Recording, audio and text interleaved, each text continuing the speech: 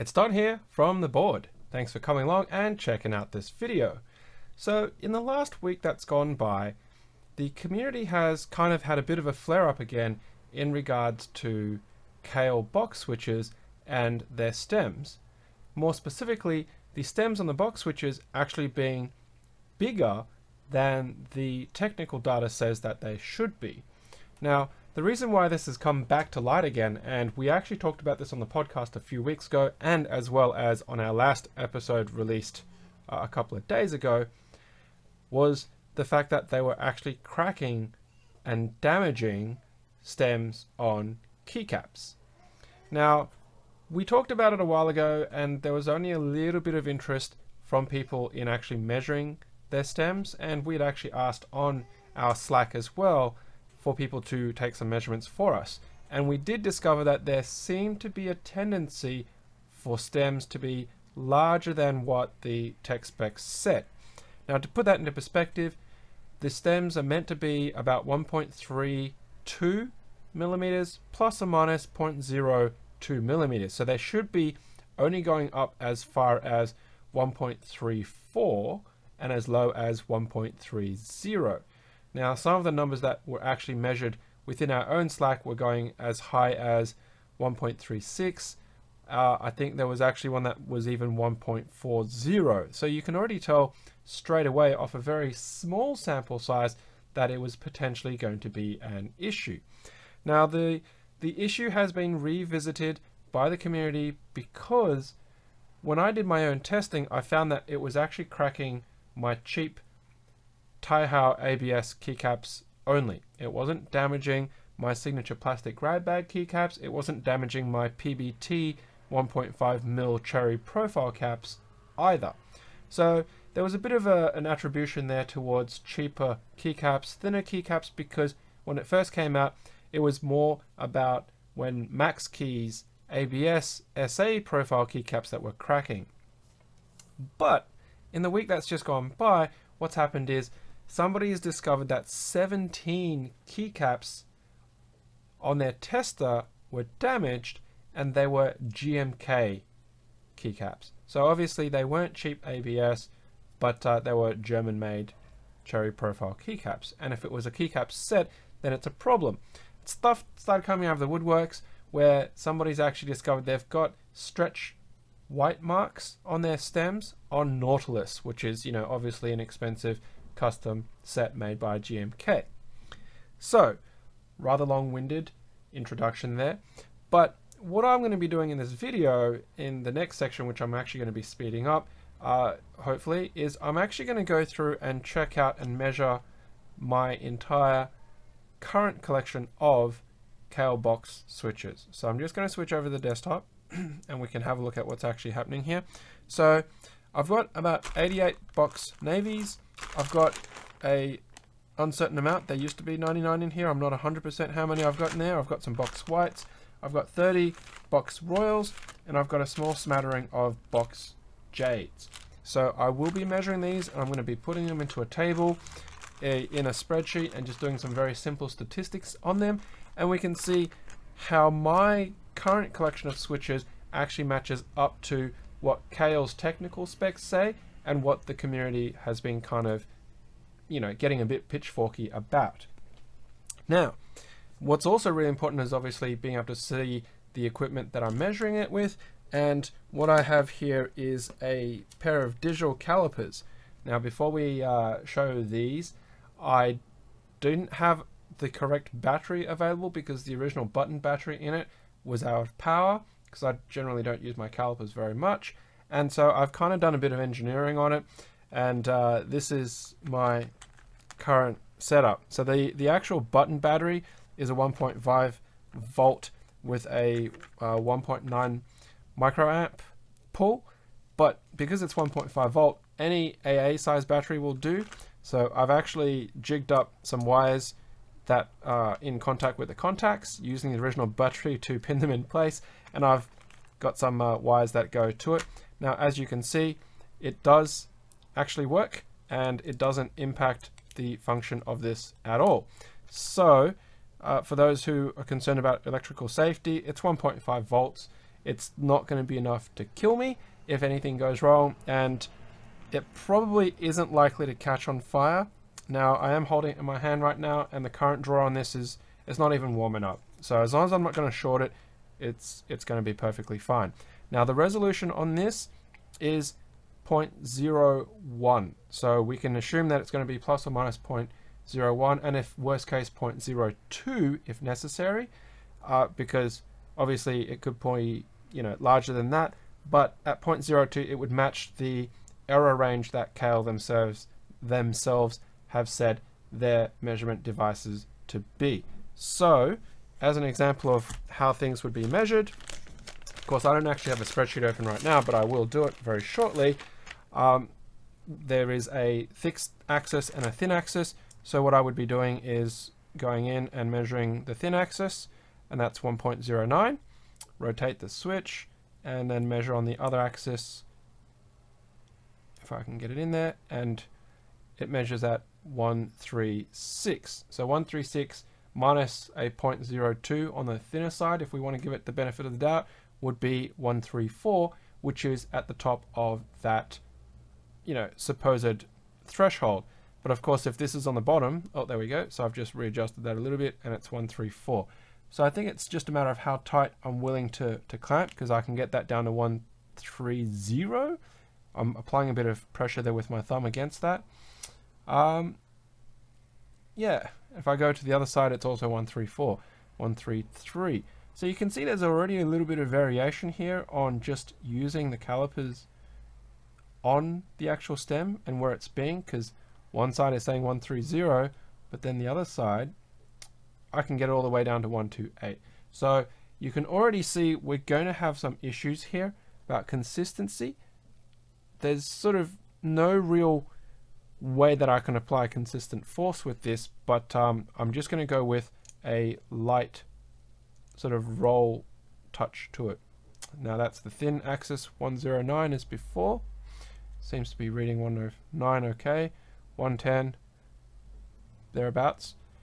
So once again, this same switch, I'm going to press it lightly, give it a nudge, 135, and on the top, give that a nudge, 135. So you can see it's actually holding the switch there, 135. So 135 minus 0.02, 133, technically this switch would be within spec.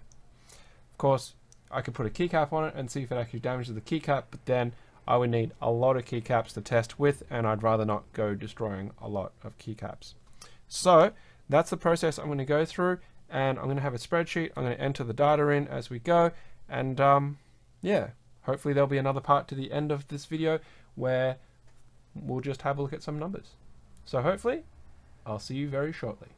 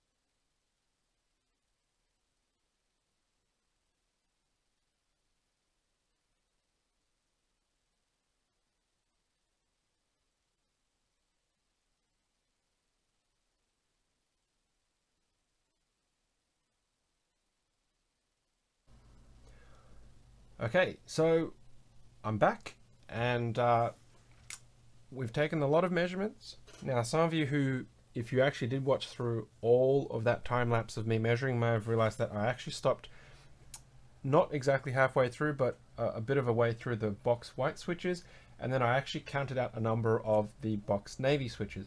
I realized that it was actually taking a lot of time to take the measurements, as it were, and I really didn't have the time to spare to actually measure all of them. Now, from a statistical point of view, if you have a sample size of N25 or higher, then you at least get a relatively good curve. So I made sure that I had at least 25 done with the box whites, which I did, which was 33, and then I counted out 25 of the box navies just to make sure that statistically I would actually have a decent sample size.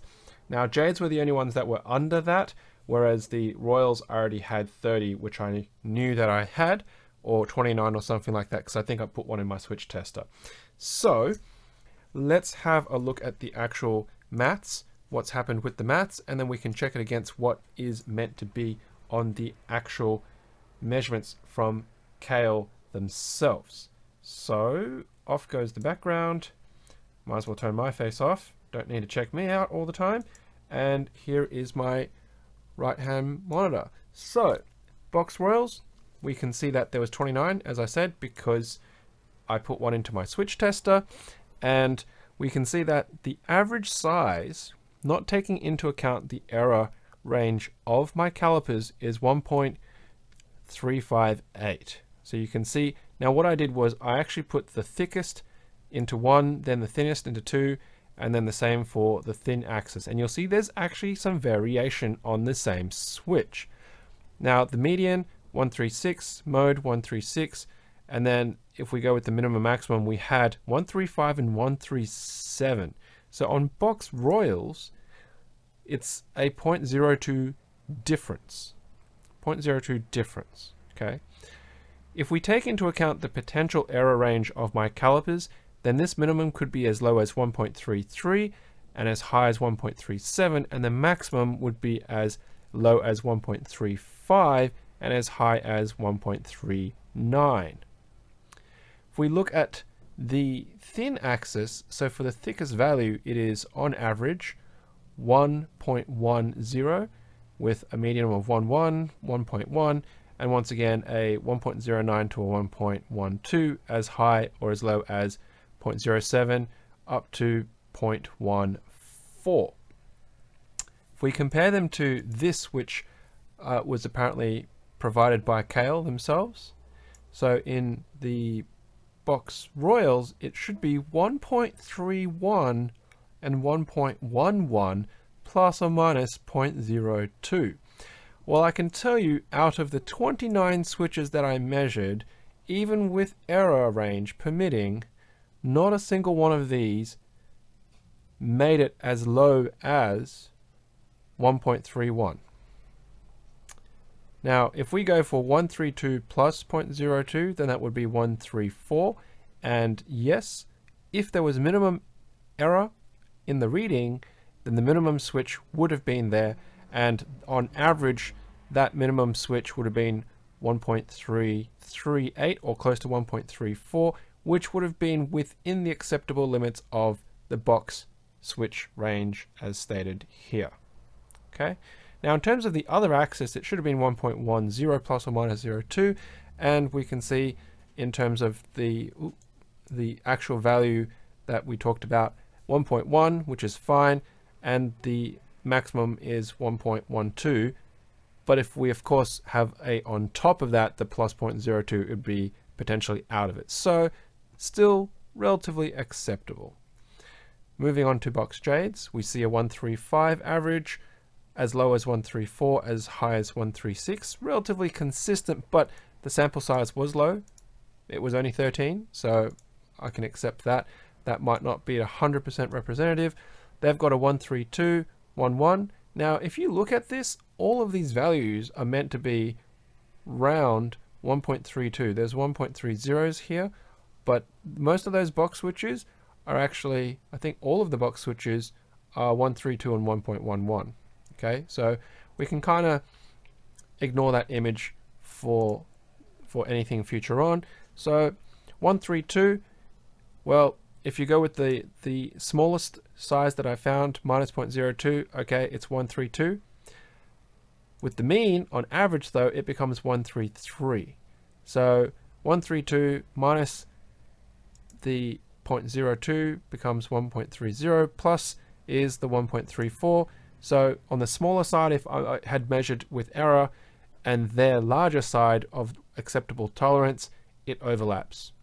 Can't really complain there. And once again, on the thin axis, we've got on average, however, interestingly, 115 with a minimum of 114. Now they've got a 1.10 plus or minus 2. So at the lowest end of the lowest possible, I would just hit that. But on average, I would not hit that. I don't know if it's something that people have been paying attention to, but are the cracks and stretch marks that are visible on damaged caps in the thick axis or the thin axis? Because, I mean, I know it's still damage, but then is it a matter that their thin axis is actually what's out of tolerance as opposed to their thick axis? Food for thought there. Moving on to box whites, where I've got a count of 33. We've got 133, median and modes of 134, smallest was 132, spot on what they said, highest 135, but of course if I had error in my readings, that would be as potentially low as 133, which is still in the bracket of up to 134. And on my thin axis, I've got 113, average of 114, 114, lowest 11, 15. So once again, depending on the plus minuses of what's happening within the error range, it's actually within tolerance. And then the box navies, which is where a lot of this came from in the first place, my mean was 134, really median 135, 134 of mode. Lowest I got was 134. The highest that I got was 136 out of 25 that I did. So it is smack bang on that edge of potentially being within range of 132, but my maximums would have been just on the edge of acceptable at the lower end of 134, which is the high end of their plus. If we go and have a look at our thin axis though, the larger stem size, 115, really 116 if you think about it, 116 there, and the smallest I got was 15, the largest I got was 17, okay? So if we go back here, box navies, 10 plus or minus 02, there is no way that that matches, because even with the limits, that would be 13, which their highest acceptable would be 12, and the lowest here is 15 with their highest of 12. So this is where I'm saying potentially the damage that's being caused by the stems may not be the thick axis measurements, but it might actually be the thin axis measurements. So it would be interesting if people went back and checked the actual caps and their orientation and where the damage was showing to see if the bits that have actually cracked and damaged are the thin axis or the thick axis. So I don't know really what to make of it. I'm just going to save that, make sure I haven't lost it. But I have put caps on box switches. Now I have a 96 key keyboard at work right now, and it has box navies in it, and it's got Signature Plastic DSA vomit keycaps on it. So it's not the end of the world for me if they crack and break. What I will do when I go to work is I'll probably check them out and see how bad they are, but from my testing previously, there was no problem. I also have Box Jades on a VEA clone, which has Filco front print ABS OEM profile keycaps. I haven't pulled them off to have a look at how bad they are, but I'll do so as well on Monday, which is going to be probably when this video is going to come out. Now, I don't know if I'm going to bother doing another part to add on to this, but I might just add it in the comments. So if I don't, then yeah, you'll just have to check out the comment in regards to the video to see if I have any extra conclusions to add this or not. But I will actually forward the data that you saw on the screen, whichever way it is, that way, that way, and send that on to the people who have been compiling those images, sorry, not images, those bits of numbers there, so that everyone who is actually interested in that will be able to see what's going on, and that way they won't have a problem in trying to get a bit more grunt to put together a case to go forward to Kailh and say, hey, look, you've really screwed up here, but it's not looking good. Okay, it's not looking good at all for Kailh. Now, I don't know what that means in the long run. I don't know if that's going to be, you know, a big problem for people, if they're going to turn away and boycott Kailh switches until it gets fixed. I don't know if there's anything that can be done in terms of compensation and so on and so forth. But there's already a video of someone with a Enjoy PBT 9009 set where they've just mashed their keys on the keyboard and the caps are just popping right off. That's how loose those stems are after they've been on box switches. So if you're about to build with box switches and you're planning on putting an expensive keycap set on it, I would suggest you take a breather and have a think about it before you make that decision, because you may end up with damage on your keycaps. And it's just obviously something that nobody in their right mind would want to deliberately do, unless if they obviously had the extra cash to splash or were super deep set on wanting that particular type of switch and those keycaps. Rightio. So with that, that's pretty much the end of this episode. Thank you for coming along and checking it out. Of course, I want to give my shout outs to all of our Patreon supporters here on the screen, as you can see. Thank you guys for being able to make our podcast and everything else happen. Without your support, then, you know, it would obviously take a bit more of an impact and limit us to what we're able to do. So once again, thank you. Please hit that like, please hit that share, please hit that subscribe button. And we have still not hit 2,000 subscribers yet with this video, but when we do, I will be running that competition, a very long time coming, on giving away some Kailh caps artisans. So, of course, as usual, until next time, happy clacking.